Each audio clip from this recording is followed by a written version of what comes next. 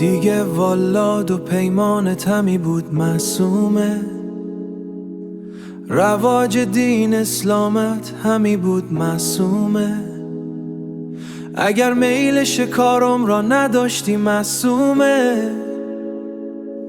فریب و بانه و دامت همی بود معصومه. بیا بی وفا بی من وفا کو معصومه، سر دل بند شدم ترس خدا کو معصومه.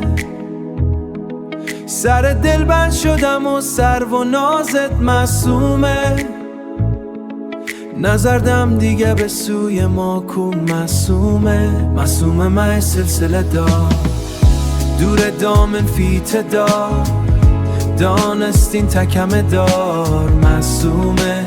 بیا نگار کتت هستم وعده دار، مره ساخت انتظار چنکایت پر خمار.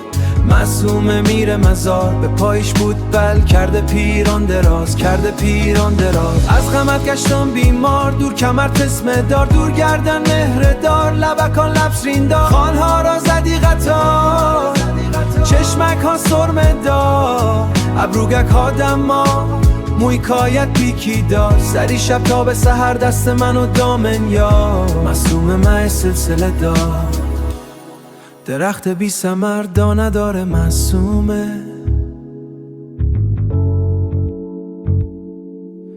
به هر جا شکست خانه نداره معصومه. قلن گشتم از عشقی گل معصومه، قندری دیگه تنه ندا معصومه.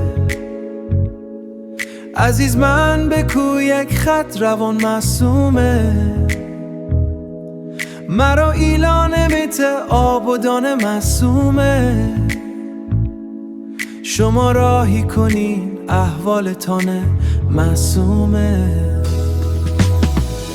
معصومه بود عشق و گر به هر سو میزد چکر، مرا کرده در به در به چشمش سرمه ای تر داشت بی یکی ببر. حالی گشته معتبر معصومه از نخرگر، معصومه جان معصومه نور چشمان معصومه. سر و روان معصومه آفت جان معصومه، شاه پریان معصومه نور چشمان معصومه. سری شب تا به سحر دست منو دامن یار.